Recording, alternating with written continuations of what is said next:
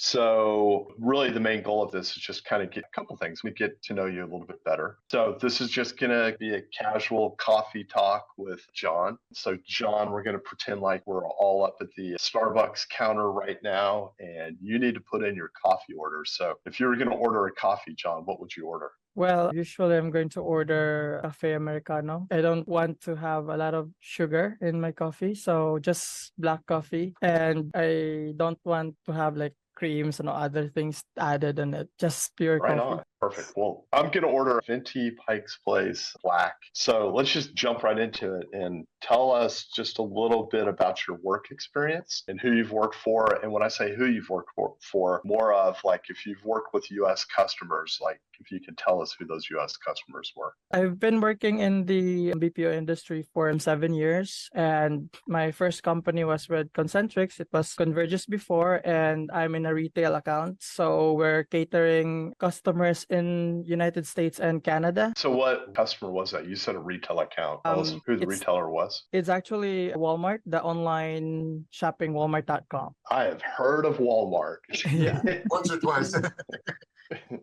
We're actually like assisting customers placing their orders online and then track their orders and all that stuff. And after 6 months working with them, we were ramping up for Black Friday and Cyber Monday and also December. So I was given the opportunity to become a program ready trainer. So what I do is we train new hires just for the ramp. So we train them with especially language training and then product training, product knowledge. And I'm also like taking supervisor calls from the new hires. So I'm their team leader and also their trainer at the same time. And we also do like quality call listening. And most of our customers are in the US and also Walmart Canada, CA. And after like working in Concentrix for a few years, I then worked with Airbnb. I am sure if you're familiar. Yeah. And Heard of same that. thing. Yeah, I think it's before the pandemic. So we had a lot of customers. We cater US and also we have Europe and Asia Pacific. I'm in chat, email, and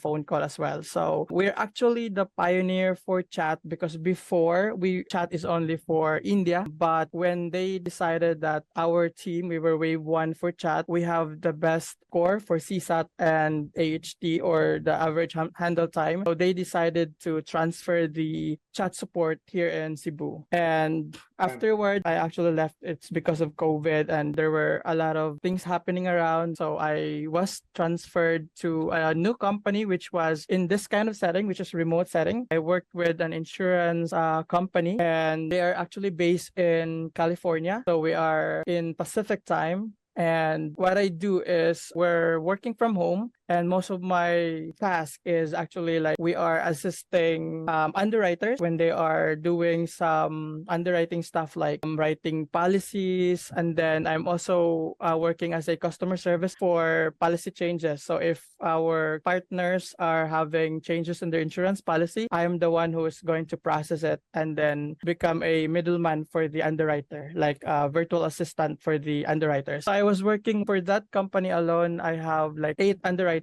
that I'm supporting. And mainly I am actually like wearing a lot of hats in that company. I was customer service, I'm underwriting assistant, but mainly I'm acting like an underwriter as well because most of the work loads are actually being passed on to us or to me, and then it's just for the underwriter. They'll just make the final decision for the work done. So like all my works are for their approval. So you were like getting documents and getting information from people that were looking for policies that they needed proof of employment or stuff like that, correct? Yes, that's right. We're actually given different kinds of tasks and then they just train us for like 1 week, or sometimes they just let you explore and know what's going to happen and then just ask if you have questions. That's usually how they do it there. So I actually learned a lot with that experience because like the importance of doing research and then making important decisions. And if you are not sure, you can always ask your support. So always not be afraid to ask questions. questions. That's the motto in this kind of job. So always ask if you're not sure. And then after that, I think I'm not sure if I have mentioned it in my resume, but it's just most recent one that I had worked as an airline ticket sales representative. So it was actually my first time. And even before, I'm really afraid to join sales because I have no experience. I thought I'm not that kind of guy that will sell something. So for airline tickets, what we do, this is the most recent company that I had before I applied in PVA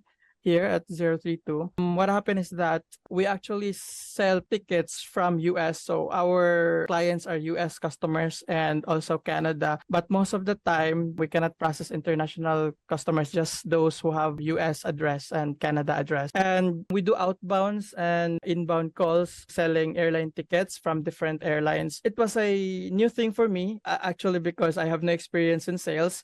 But good thing is that I was able to actually during training, and there was what they call, if you were able to sell like at least 3 tickets in 1 week, you will be auto passed to the next level, so you will not have to take the assessment.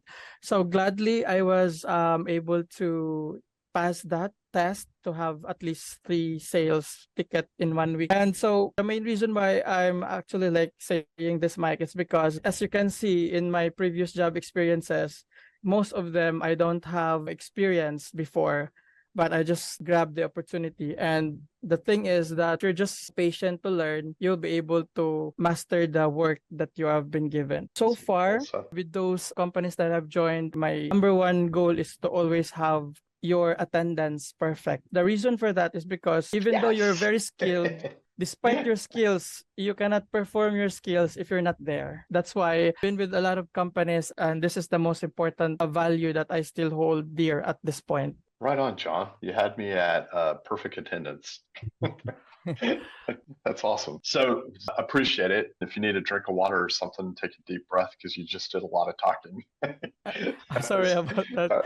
That I was overwhelmed. That was great. No, you did great. So going through the PVA training that you just recently went through, what were some of your takeaways or some of your ahas of like, oh, that was cool, or things that you gravitated towards? Well, with the PVA training, actually, one of the most important thing that I've learned from back then was when you gave us the option to name our magazine, something like that. And I realized that during that time, you can always come up with something like just random titles for a magazine, but you will not be able to like come up with something that will catch the attention of your reader. That's the most important thing. Like you can always invent something, but the challenge there is how can you do something that you will be able to stand out, like standing out of the crowd.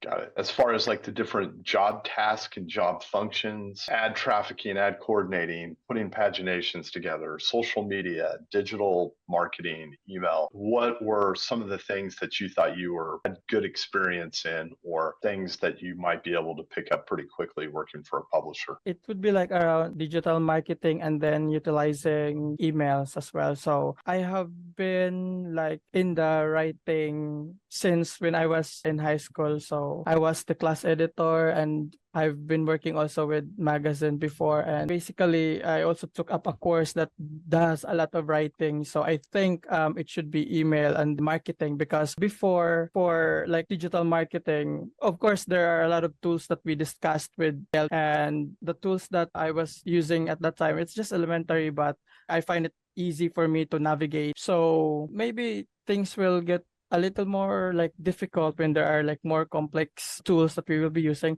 but I think I can catch up when it comes to digital marketing and also email. Guys, y'all have any questions? I think I want to ask the usual question that you've been asking, sir, for the past few days. What is your secret sauce? Majority of your experience are like customer service, right? So what do you think is your secret sauce to make sure that you will end the call with a satisfied customer? Usually you have to know the reason for the call. So there is usually a problem. So what you need to do, your skill set should be able to determine like what is the root cause of the customer's problem. You will not address the customer's issue just head on, but you have to dig deeper, because maybe there is something causing the problem, and that problem is just a symptom of something greater or bigger problem. So that's when you have to like ask a lot of probing questions and make sure that you're able to address the root cause of the problem. Then after that, you'll have a satisfied customer or client. Thanks, Out Don. of all topics you learned during the PVA training, what would be one that you would really like to explore more? I think it's about graphic designing. I'm actually interested in that kind of case. I'm actually watching some YouTube videos, but at this time, if you come to think of it, it's kind of exciting at first, but when you actually do it, it might be kind of boring. But I think it may hook me up once I'm given an opportunity to work on it. Actually, I think it will satisfy me because obviously you will have like a final product, but you can watch this product and you can be proud of it, or you can submit it to your client and then be proud of it in the background, like, oh, I did that, something that you can look back. Great, great. Have you been playing around with Canva or anything like that? At this point, I was just like simply utilizing Microsoft PowerPoint and then Excel, like doing some things, but just elementary level. I have not yet dig deeper into the subject yet. Of all the activities that you did with Dell, of all the assessments, which part of that you can say, oh, I did great on that, you make yourself proud that you were able to do it, that you at the beginning you thought you couldn't do it, but then when you did that, you told yourself, oh, I did great on that, I didn't know that I can do it. Pretty sure it's activity with Canva, because before I have heard of Canva, but I was thinking maybe it's not user friendly and all, because we don't use Canva, we just use the Microsoft Word, PowerPoint, and so on. But when Dell was like walking us through Canva and then we're doing some stuff there for activity, I realized that it's actually like all the same. You just have to explore and then you will find what you need. And also, if you don't know where to go, you can always Google and then ask Google how to do certain stuff, and you'll be able to like finish your project, or you can see your final product afterwards. This question just popped up in my mind. Yeah, with the years of experience that you have, and at the same time working with different companies and with different roles, can you define your confidence level, the PVA training? Confidence level, I think on the scale of 1 to 10, I'm actually around 8. It is because I know myself that before I had like tasks or jobs that I thought that I may not be able to do or I may not be able to learn, but sometimes I'm surprised because I think this is also human nature that we tend to adapt, because this is already the age of information. And at this time, if you don't research, it's your fault now. It's not anybody's fault, because at this point we have all the information available to us. So if you don't know such things, you can always Google them or watch them over on how to process certain things. So I think on that scale, I'm around 80% confident that I'll be able to do what is asked. Maybe I'm giving it at 8 because of course, if you're still new at certain things, you'll not become like master to it like right away, but you'll have to like try to learn and all. But afterwards, you'll get a hang of it. And then if you have the right tools, you can do what is required of you, as long as you are interested as well to do it. Do you like positions that you are asked? You said wearing multiple hats earlier. Do you like when you have the variety of things to do as opposed to one task that you're doing each day? I think it's actually much better, because sometimes I actually notice, and I think this is not only for me, but for a lot of us, lack of challenge is actually like you're going to be bored. So at certain point, you'll just get burned out. There's nothing to look forward to. And then like you're going in cycle. So there's no opportunity for you to grow and to learn new things. So that's why when I was working like before, if there are opportunities like to move up or other options that they may be looking for certain things. Sometimes when I was in the insurance, because our main product there was fuel, so we are handling like insurance policy for gasoline stations. But sometimes they tell me that for portable sanitations, we need insurance. Can you study this? And then let's see if our company can handle. So I was reading some things, and then I became the customer service also for portable sanitation insurance. And that's why when I left the company, for the whole month, I was training another agents to follow through what I was doing before, because there were other accounts that they opened that I was the only one there. So I'm the only one who knows how the process works. So I was the one who trained the previous agents that is taking over my position. Got it. And you, on the insurance company, it was B2B type insurance. You weren't working directly with consumers. It was more business to business. Got it. Can you tell us a little bit about what CRMs you've used in these past positions? Sorry. Yeah. It was Salesforce. And how would you rate yourself in Salesforce, between 1 and 10? How's the experience level? Well, with the type of Salesforce we are using, actually, I can say around 9 Very good. because I was working with it like around for the past almost 3 years. So I know my way around. What were some of your favorite features of Salesforce? The customer information where you can just search it and then you can just add it. So what we do is we have a feature there that you can just add all your documents from email. So you can just transfer it or extract it immediately. So it's easier that way, especially if some of our clients don't remember that they requested specific things. So sometimes I just pull up the document and then send it to them that this was your request, something like that. Because sometimes they will ask us why I have this kind of bill, why I'm like being billed for this amount. I did not request additional person or additional driver, and then just pull out in Salesforce, you have this request back on November, something like that. So it's easier for me to like backtrack. You don't have to like check the account one by one.